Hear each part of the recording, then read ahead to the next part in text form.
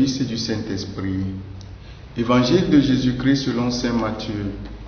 En ce temps-là, la mère de Jacques et de Jean, fils de Zébédée, s'approcha de Jésus avec ses fils Jacques et Jean, et elle se prosterna pour lui faire une demande.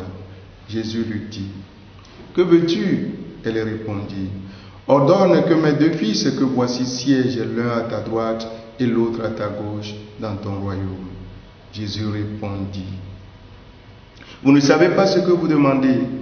Pouvez-vous boire la coupe que je vais boire ?» Ils lui disent: « Nous le pouvons. » Il leur dit: « Ma coupe, vous la boirez. Quant à siéger à ma droite et à ma gauche, ce n'est pas à moi de l'accorder.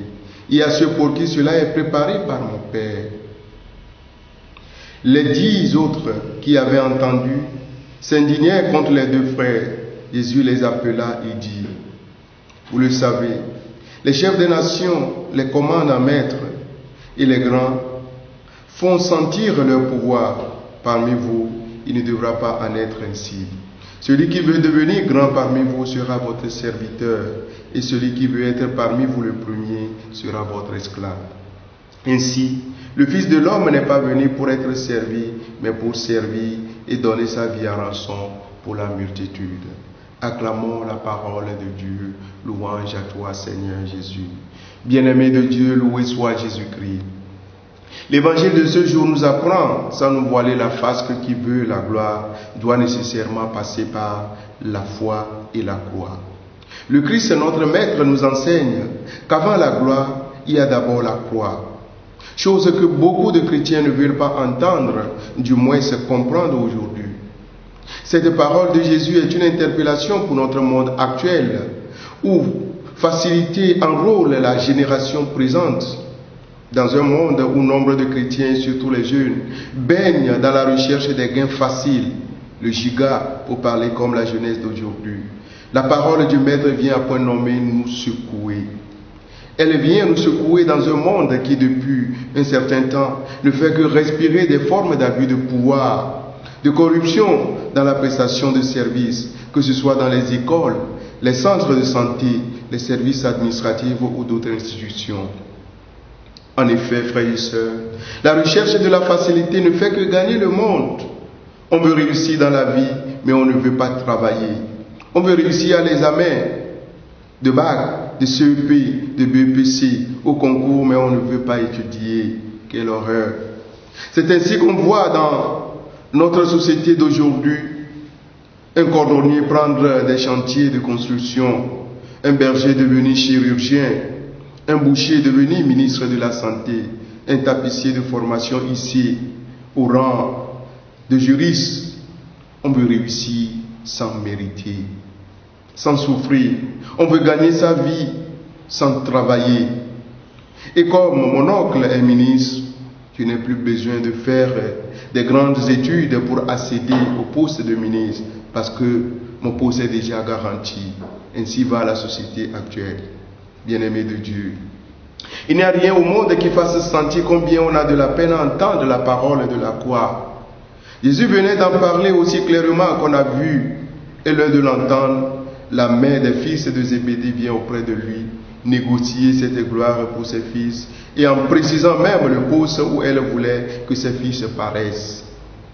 Ce n'est pas mauvais en soi. La demande de cette mère, comme pour toute autre mère aujourd'hui, n'est pas du tout mauvaise.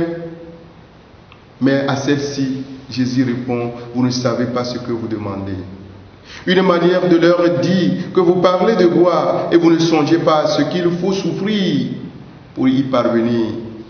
Cette parole de Jésus est à prendre au sérieux et à peser à sa juste valeur, frères et sœurs.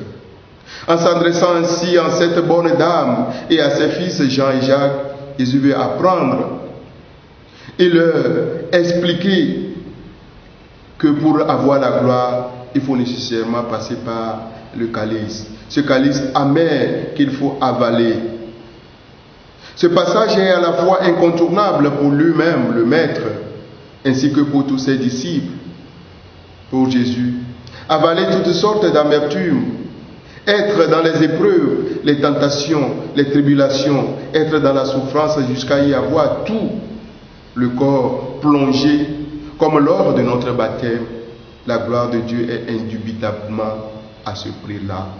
Bien-aimés de Dieu, les apôtres de Jésus s'offraient à tout, mais Jésus, qui connaissant leur ambition démesurée et qui voyait bien en réalité qu'ils ne s'offraient pas à souffrir que par ambition, il ne voulait pas les flatter, les amadouer, les caresser dans le sens des poils.